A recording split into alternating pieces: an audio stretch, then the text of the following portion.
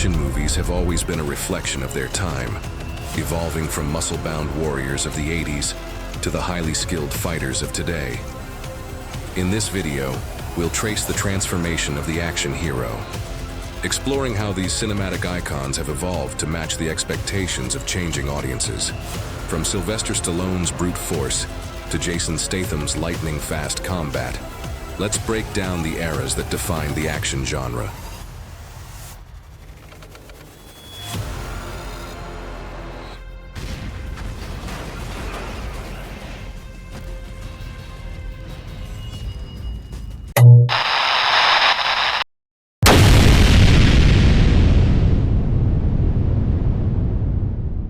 The 80s and 90s were the golden age of bigger-than-life action stars.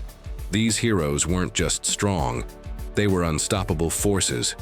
Sylvester Stallone, Arnold Schwarzenegger, Wesley Snipes, and Jean-Claude Van Damme dominated screens with sheer physicality. These films focused on over-the-top action, massive explosions, and a clear good versus evil narrative. During the 80s, it was getting awfully hard to distinguish between action heroes and action figures, until Bruce Willis played John McClane in 1988's Die Hard. To be clear, Mel Gibson as Martin Riggs in 1987's Lethal Weapon was also a part of the slimmer action hero revolution. Roger, that's a Special Forces tattoo. John McClane was a game changer because he was simply a blue-collar New York City cop, while Martin Riggs, also a cop, was formerly a Special Forces beast. He was a part of the CIA's Phoenix Project that gave him specialized training in weaponry and hand-to-hand combat.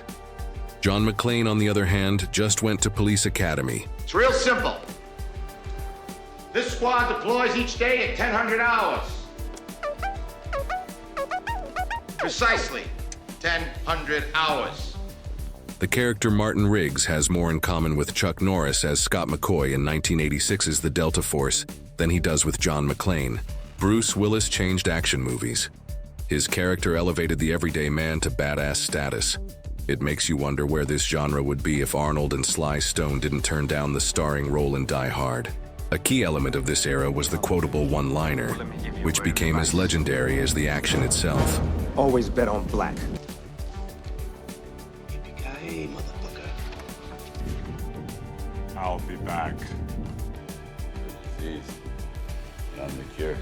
These lines weren't just dialogue. They were pop culture moments that gave action heroes larger-than-life personas. The roots of the one-liner can be traced back to James Bond films. Sean Connery was pure gold with witty one-liners after offing villains.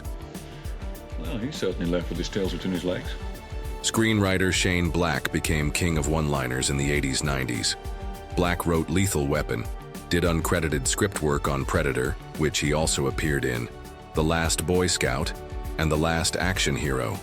He also wrote The Long Kiss Goodnight, 1994, that at the time set a record for script sales at $4 million.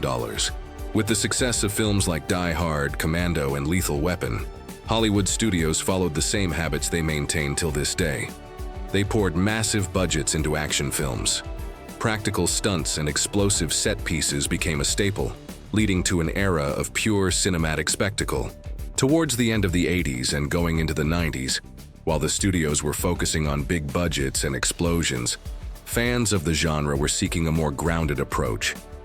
Rocket launchers, M16s, and grenades were still cool, but Glocks, Mac 11s, and shotguns were picking up steam. It was during this period that Steven Seagal and Jean-Claude started catching fire. These weapons, being close-range friendly, fit right at home in the hands of the martial arts action star. Watching someone get kicked in the face before getting shot on screen proved to be just as entertaining as a guy with a mini-gun mowing down a jungle. The marriage of martial arts and guns proved to be long-term, as that relationship is still very much alive today. Hong Kong action movies had a huge impact on Hollywood action movies, specifically John Woo and Sue Hark movies. Woo pioneered the heroic bloodshed film and the gun fu genre in Hong Kong action cinema. Instead of two men focusing their chi to gain the advantage in hand-to-hand combat, John Woo used 2 men focusing their guns while flying across the room. Give the guy a gun and he's Superman. Give him 2 and he's God. By the 90s, Hong Kong cinema had fully invaded Hollywood, resulting in a revitalization of Hollywood action cinema. This movement saw an increase in Hong Kong stars, filmmakers, and action choreographers crossing over to Hollywood. Jackie Chan, Jet Li, and Chow Yun-fat were the key action heroes in this movement and gave us Rush Hour, Lethal Weapon 4, and The Replacement Killers. John Woo was behind the camera directing Hard Target with Jean-Claude Van Damme and Face Off with Nicolas Cage and John Travolta. The decade ended in style with The Matrix, which featured fight choreography from martial artist Yuen Woo-ping, the director of the awesome film Iron Monkey, written by Sue Hark and starring Donnie Yen. Before Stallone and Schwarzenegger, Pam Grier dominated action films in the 70s with films like Coffee, 1973, and Foxy Brown, 1974, setting the template for tough, take-no-prisoners female protagonists. Grier's legacy helped pave the way for diversity in action films, showing that women could carry action films in an era dominated by male heroes. While the 80s and 90s were largely dominated by muscle-bound male action stars, several female action icons helped pave the way for today's leading women in the genre. These actresses broke stereotypes, proved their toughness, and set the stage for the rise of female-led action films in the modern era. One of the first true female action heroes of the 80s was Sigourney Weaver's Ellen Ripley in Alien, 1979, and Aliens, 1986. Ripley wasn't just a sidekick or love interest. She was a tough, resourceful, and fearless protagonist who stood toe-to-toe with deadly xenomorphs. Aliens, 1986, directed by James Cameron, transformed Ripley into a full-fledged action star, wielding pulse rifles, flamethrowers, and an iconic power loader in a battle against the alien queen. In Hong Kong cinema, Michelle Yeoh was already a martial arts legend before crossing over to Hollywood. Films like Super Cop, 1992, where she starred alongside Jackie Chan, showcased her incredible fight skills, athleticism, and fearless stunt work. She later gained international fame in Crouching Tiger, Hidden Dragon, 2000, proving that female action stars could bring both elegance and brutality to fight choreography. Another actress making waves in Hong Kong was America's Cynthia Rothrock. A real-life martial arts master, Rothrock rose to prominence as part of the legendary West Coast World Martial Arts team. Between 1981 and 1985, she won 5 world champion titles in forms and weapons, cementing her status as one of the sport's elite. In the mid-80s, she became a dominant force in Hong Kong martial arts films. She would eventually bring her talents to Hollywood, alongside other top-tier Hong Kong stars in the 90s, delivering standout performances in China O'Brien, 1990, and Lady Dragon, 1992. In The Terminator, 1984, Linda Hamilton's Sarah Connor started as a regular woman caught in a nightmare, but by Terminator 2, Judgment Day, 1991, she had transformed into one of the most badass action heroes in cinema history. Armed to the teeth, battle-hardened, and relentless, Sarah Connor wasn't just a damsel in distress. She was a warrior mother fighting for humanity's survival. One of my favorites is Gina Davis as Charlie Baltimore in 1996's The Long Kiss Goodnight. It's a crime and a shame that we never got a sequel to this amazing action film. Charlie Baltimore could give any of the characters in this video a run for their money. Another woman who impacted the genre was Brigitte Nielsen, known for the 1985 Conan spin-off Red Sonja. She was a rare female action lead in the 80s who embraced the sword and sandals subgenre. While they didn't get the same Hollywood spotlight as their male counterparts, they influenced the next generation of female fighters in action cinema. Action movies in the 90s ended with a bang from The Matrix. The Matrix was a culmination of everything action cinema brought to us from the previous 2 decades. Large guns, small guns, kung fu, robots, you name it. 1998's Blade left its fingerprints on The Matrix, introducing the first protagonist on screen, wearing all black. A trench coat, sunglasses, who would use a mix of martial arts, guns, and superpowers, facilitated by wire work, to to eliminate enemies. More on that in our superhero genre breakdown. In addition, The Matrix would also define the next 2 decades of action movies. Bullet time, martial arts, slow motion, CGI, and superpowers became staples in the genre throughout the 2000s. As audiences changed, so did action heroes. The huge muscles were replaced with agility, speed, and martial arts expertise. This shift can be credited to the popularity of martial arts in cinema, particularly with stars like Jackie Chan, Jet Li, Donnie Yen, and the Matrix film paving the way. Instead of brute force, modern action heroes relied on tactical precision, parkour, and advanced fight choreography. This shift also saw women in the action genre take a bigger role. This was sort of a Carrie-Anne Moss effect. While Neo was trying to become the one, Trinity was already there. Her performance helped to give Hollywood studios faith in female-led action movie franchises.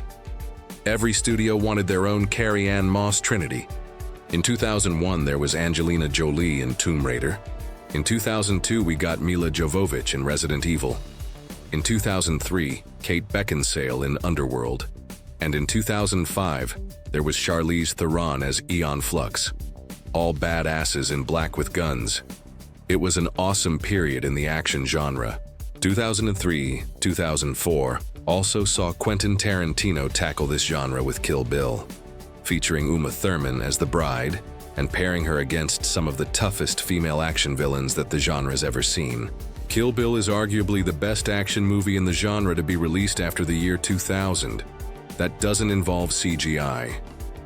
These women led blockbuster action franchises that still resonate till today and paved the way for Jennifer Lawrence in Hunger Games and Scarlett Johansson in The Black Widow.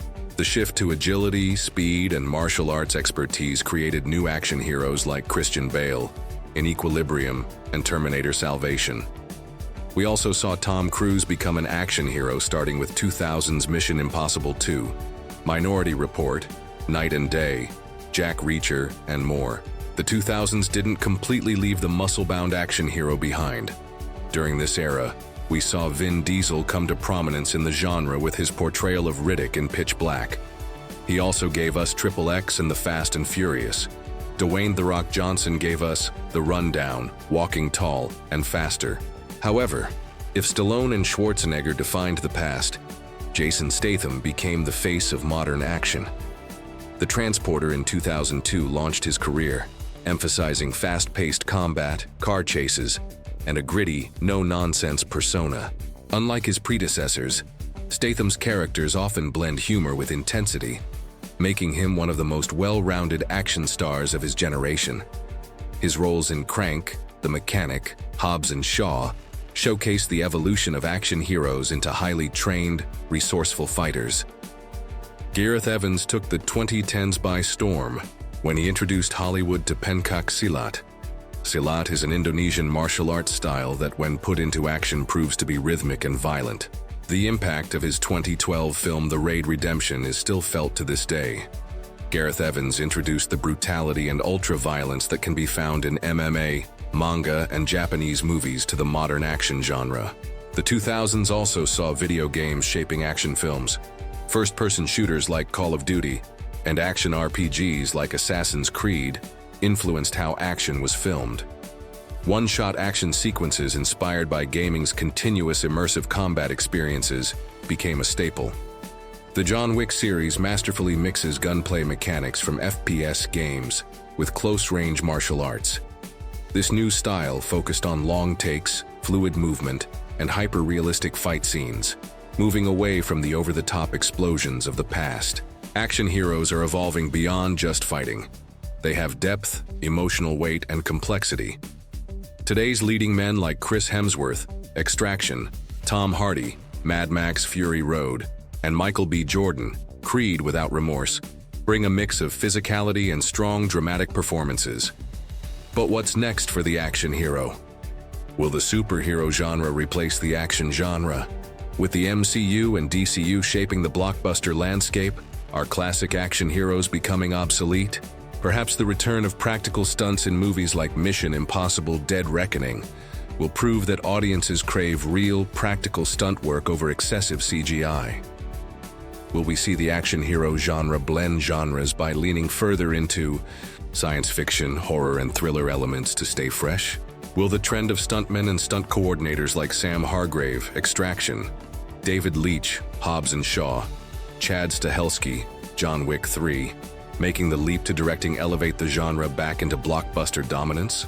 From the muscular giants of the 80s to the precision fighters of today, the action hero has continuously evolved to match the expectations of audiences. Whether it's Stallone's grit, Statham's speed, or the next wave of stars, the action genre remains one of the most thrilling and enduring genres in cinema. Despite all the changes, some things never change. If you're watching an action movie, expect a fight for justice, the theme of vengeance, and the ultimate struggle for survival against impossible odds. What are your thoughts? We'd love to hear who your favorite action hero of all time is. Do you think modern action stars live up to the legends of the past? Drop your thoughts in the comments below. Until next time, keep it real.